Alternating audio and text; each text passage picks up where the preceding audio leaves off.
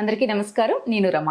ఈరోజు మనతో ఉన్నారు ప్రముఖ ఆధ్యాత్మికవేత్త, జ్యోతిష్య మరియు వాస్తు పండితులు, జ్యోతిష్యరత్న బిరుదాంకితులు శ్రీమతి డాక్టర్ సోరంపూడి భానుకోటేశ్వరి గారు ఉన్నారు. మాట్లాడదాం. నమస్తే అమ్మా. జై శ్రీరామ్. శ్రీమాత్రే నమః. శ్రీ గురుభ్యో నమః. అమ్మ, ఆంజనేయ స్వామిని నమ్ముకుంటే, ఆయన్ని పట్టుకుంటే మనకి ఎలాంటి భయాలు ఉండవు, ఎలాంటి సంకల్పం అన్నా విజయం సాధించి తీరుతాము, ఆరోగ్యం ఉంటుంది, అన్నీ ఉంటాయి. మరి హనుమాన్ చాలీసా పవర్ గురించి మీ మాటల్లో ఒకసారి. తప్పకుండా చాలా ఇష్టమైన టాపిక్ హనుమంతుడి టాపిక్. మొదటే మనం ప్రారంభించిన జై శ్రీరామ్.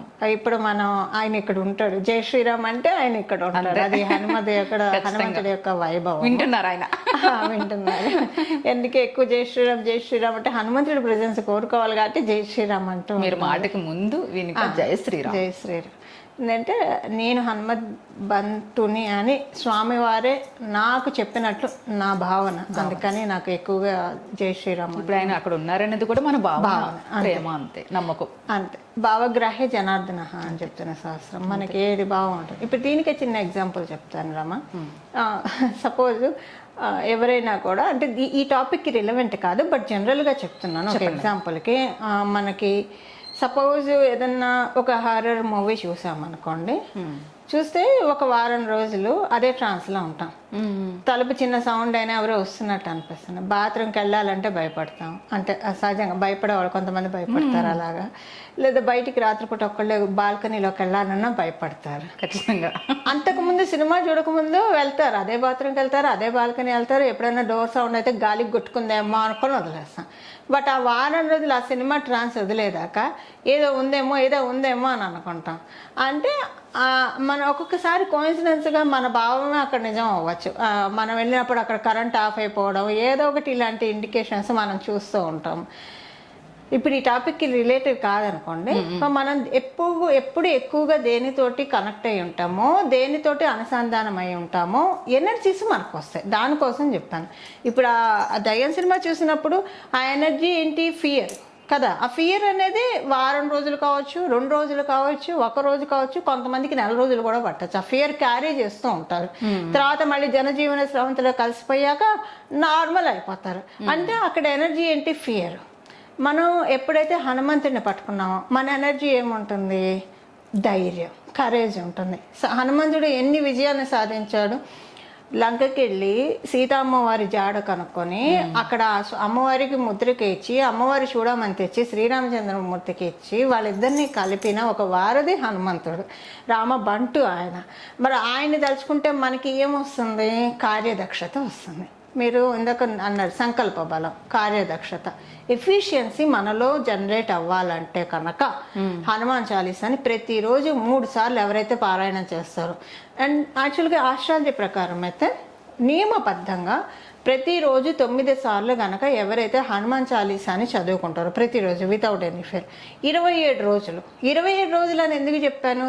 మనకున్న నక్షత్రాలు 27 నక్షత్రాలు, మనకున్న రాసులు 12 రాసులు, నవగ్రహాలు 27 నక్షత్రాల్లో రోజుకి ఒక్కొక్క నక్షత్రం చప్పున చేసుకుంటూ వెళ్తే 27 నక్షత్రాలు ఉంటాయి. 27లోనే మనకి 12, 9 కూడా ఉంటాయి. అన్నీ కంప్లీట్ అయిపోతాయి.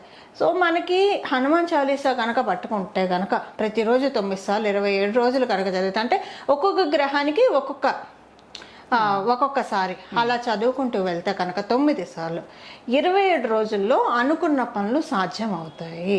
పట్టుకొని చూడండి. 27 రోజులు ప్రతిరోజు 9 సార్లు హనుమాన్ చాలీసా చేస్తే ఖచ్చితంగా వాళ్ళు అనుకున్న పనులు అవ్వడం నేను చాలామందికి చేశాను. నేను చెప్పాను, చాలామందికి జరిగాయి కూడా. నేను కూడా చేశాను. మీరు కూడా చేశారు. నేను అసలు ఆ జీవితంలో ఒక దశలో అయితే చాలా క్లిష్టమైన పరిస్థితులు వచ్చినప్పుడు, నాకు ఇప్పుడు అంటే ఒక 20 ఇయర్స్ బ్యాక్ ఒకటి, 15 ఇయర్స్ బ్యాక్ 2 times నాకు లైఫ్లో చాలా అంటే అన్కండిషనల్ సిచ్యువేషన్స్ వచ్చినప్పుడు హనుమాన్ చాలీసా హనుమంతుడి వారి గుడికి వెళ్ళేదాన్ని. నేను గుడికి వెళ్ళి పొద్దున పూట, అది కూడా 5ంటికి వెళ్ళేదాన్ని. వెళ్ళి అక్కడ హనుమాన్ చాలీసా ప్రతిరోజు 41 సార్లు చదివేదాన్ని గుళ్ళోనే కూర్చొని. అక్కడ పూజారులు కూడా అనేవాళ్ళు, మీరు అంత 3 గంటలు పట్టేది ఫాస్ట్గా చదివేస్తున్నా. అలా ప్రతిరోజు 41 ప్రదక్షిణాలు 41 సార్లు చదువుకోవడము 41 రోజులు చేశాను. ఆ సమస్య నుంచి బయటపడేశాడు అంతే స్వామివారు. ఇది నేను ఎక్స్పీరియన్స్ అయ్యింది ప్రాక్టికల్గా. ఎలాంటి సమస్య అయినా అవ్వచ్చు కాక. ఇంకొకళ్ళు ఇది నేను వాళ్ళ పేర్లు చెప్పను. ఒక అమ్మాయి ఉండేది, కాలేజ్ గోయింగ్ అమ్మాయి. ఇప్పుడు నేను వాళ్ళ జాతకం చెప్తూ ఉన్నప్పుడు మిమ్మల్ని ఒకళ్ళు హరాస్ చేశారు, లైఫ్లో భయంకరంగా హరాస్ చేశారు, ఇంకా ఇప్పటికీ జరుగుతూ ఉంది, అవునా కాదా అని కరెక్ట్గా చెప్పారమ్మా, అందుకే నేను కన్సల్టేషన్కి వచ్చాను అందుతాను. అప్పుడు తను చెప్పిన విషయం ఏంటంటే, కాలేజీలో ఉన్నప్పుడు ఒక అబ్బాయిని ఇష్టపడింది, అతనికి బాగా పలుకుబడి అది ఉంది. ఫస్ట్ తిని ఇష్టపడింది, అతను ఇష్టపడ్డాడు. ఆ తర్వాత వాళ్ళ ట్రావెల్ ఒక 2-3 months అయ్యాక అతనిలో విపరీతమైన పొజిటివ్నెస్, డామినేషన్. వాళ్ళ ఇంట్లో అంటే ఇంకా కాలేజీలో ఉంటారు కదా, వాళ్ళ ఫ్యామిలీలో కూడా ఆడవాళ్ళకి అసలు రెస్పెక్ట్ లేదు. అలా కొంచెం కొన్ని రకాలుగా చెప్పింది తను, అన్నీ నేను చెప్పను. బట్ అది జరిగిన అక్కడి నుంచి బయటపడటం తనకి చాలా కష్టమైపోయింది. కష్టమైపోయినప్పుడు నేను ఈ రెమెడీ చెప్పాను. తను ఇప్పుడు బయటపడింది, చక్కగా మంచి ఉద్యోగం చేసుకుంటుంది, హ్యాపీగా ఉంది. తనకి ఇప్పుడు ఒక మంచి సాఫ్ట్వేర్ కంపెనీలో lakhsలోనే శాలరీ వస్తుంది. ఇప్పుడు చక్కగా ఉంది, చాలా హ్యాపీగా ఉంది. ఇంకొక ఇన్సిడెంట్, ఒక ఆమె గవర్నమెంట్ ఎంప్లాయీ. ఆమె గవర్నమెంట్ అయినా కూడా కష్టాలు ఉంటాయి చూడండి. ఆమె చుట్టూ ఉన్న పై అధికారులు ఎవరైతే ఉన్నారో ఆమె చేత అన్ని పనులు చేయించుకొని, వాళ్ళు చేయాల్సిన పనులు కూడా ఆమె చేత చేయించుకొని ఒక బందిగానే అయిపోయింది. గవర్నమెంట్ ఉద్యోగం అన్న పేరుకే కానీ అమ్మ ప్రతిరోజు నరకం చూస్తున్నాను అని తనకి ఇదే సేమ్ రెమెడీ చెప్పాను. అంటే వాళ్ళకి ఇప్పుడు ఒక్కొక్కళ్ళకి ఇన్ని టైమ్స్ అని ఉంటుంది, అది చెప్పాను. ఎన్ని రోజులు చేయాలో చెప్పాను. ఇప్పుడు తను వేరే చోటికి, తను అనుకున్న చోటికి ట్రాన్స్ఫర్ అయింది, ఇప్పటికీ కాంటాక్ట్లో ఉంటుంది, చాలా సంతోషంగా ఉంది. ఒక్కసారి మిమ్మల్ని కనెక్ట్ అయితే కాంటాక్ట్లో నుంచి వెళ్ళలేము. Thank you. అలా తను ఇప్పుడు చాలా బాగా ఉంది, ఫ్రీ బోర్డ్ అయిపోయింది. అంటే అలా బందిఖానాగా ఉండకూడదు కదా, చాలా హెరాస్మెంట్ ఫేస్ చేసింది. అంటే నేను అన్ని చెప్పలేను, చాలా హెరాస్మెంట్ ఫేస్ చేసి ఇంకా అక్కడ అసలు వద్దు, లిటరల్లీ అసలు వద్దు. లేకపోతే కనుక ఇంకా అంటే అది వాళ్ళ ఇంట్లో వాళ్ళకి కూడా సాధ్యం కాంది, అన్ని ఇంట్లో వాళ్ళకి చెప్పుకోలేరు కదా. కొన్ని చాలా మంది ఇంట్లో వాళ్ళకి చెప్పుకోలేను కూడా నాతో చెప్పుకుంటారు వచ్చి. సో అలాగా బయటపడ్డారు. ఎందుకు చెప్తున్నారంటే, మీరు హనుమాన్ చాలీసా టాపిక్ కరెక్ట్గా తీసుకున్నారు. హనుమాన్ చాలీసా తోటి ఎంతటి గడ్డు కాలం నుంచి అయినా ఈజీగా మనం తప్పించుకోవచ్చు, ఈజీగా. హనుమంతుడు కూడా గురుస్వరూపుడు కదా, అందుకే కదా మనకి జయ హనుమాన జ్ఞానగుణ సాగర జయ కపిస తిహలోక ఉజాగర అని మనం చదువుకున్నప్పుడు శ్రీ గురుచరణ సరోజ అని మన గురుచరణం అని మనకి స్టార్ట్ అవుతుంది. ఆయన గురుతుల్యులు, మనకున్న కష్టాల నుంచి మనల్ని ఈజీగా బయటికి పడేసాడు. సంజీవిని పర్వతం తెచ్చి లక్ష్మణ్ని బతికించిన ఆయన్ని రాముడికి సీతమ్మ వారికి మధ్యలో ఒక బ్రిడ్జిగా నిలిచి రామాయణానికి సన్నానకర్త ఆయన. హనుమంతుని పట్టుకుంటే మనకి రామాయణం ఎక్కడ లేదు.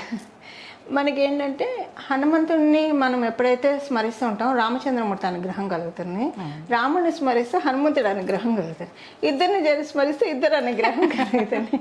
సో మనకి హనుమాన్ చాలీసా కూడా అంతే కదా. తులసీదాస్ వారు హనుమాన్ చాలీసా రచించడానికి కారణం ఏంటంటే, ఆయన కాశీ క్షేత్రంలో రామాయణం ప్రవచనం చేస్తున్నప్పుడు అందరూ వచ్చి వెళ్తూ ఉంటే ఈయన మరి ఆయన నిష్ఠాపరుడు కదా, నిష్ఠాగరుషుడు కాబట్టి ప్రతిరోజు ఆయన అర్ఘ్యప్రదానం చేస్తూ ఉంటారు.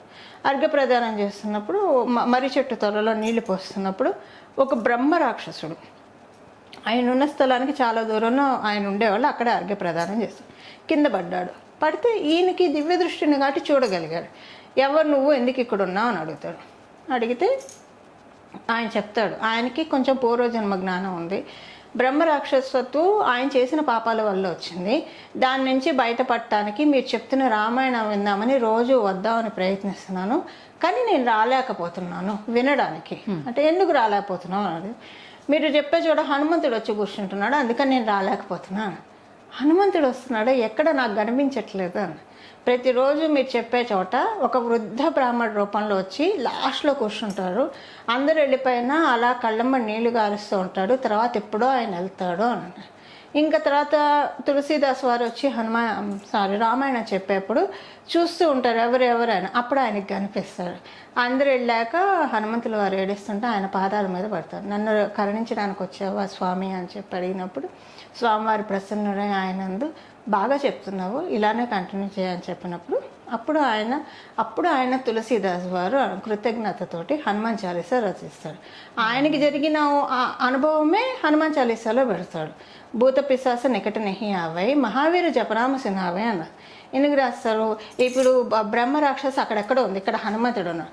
భూత పిశాసాలు మన దగ్గరికి రావు, హనుమంతుడిని స్మరిస్తా అని చెప్పి ఆయన ప్రాక్టికల్గా ఎక్స్పీరియన్స్ అయింది హనుమాన్ చాలీసాలో పొందుపరిచారు. అంటే హనుమంతుడు వారి అనుజ్ఞతోటి రచించినది, హనుమంతుడిని ఎక్స్పీరియన్స్ అనుభూతి చెందుతూ రచించిన దివ్య అమృతం తుల్యమైన చాలీసా హనుమాన్ చాలీసా అని చెప్పడంలో ఏ మాత్రం సందేహం లేదు రమ్మ. అవునమ్మా, ఎంత రెస్పెక్ట్తో మనము చెప్పుకున్నామో నిజంగా. ఇలా అంటే మీ నోటి ద్వారా ఇలా వినడం కూడా నిజంగా ఒక అదృష్టమే. ఆ సందర్భం భగవంతుడే కల్పించాడేమో నిజంగా. మీరు హనుమాన్ చాలీసా అడగడము అవి హనుమత్ సంకల్పము ఇవాళ ఇలాగా ఎవరైతే విన్నారో వాళ్ళందరికీ హనుమత్ సంకల్పం. ఆయన మించిన భక్తుడు లేరు, ఆయనకి మించిన గురువు లేరు. చాలా చక్కగా చెప్పారమ్మా. ప్రతి పదం కూడా నిజంగా అద్భుతం. ఆయన గురించి చాలా బాగా చెప్పారు. నమస్తే అమ్మా. మంగళం. నమో భగవతే వాసుదేవాయ. జై శ్రీరామ్.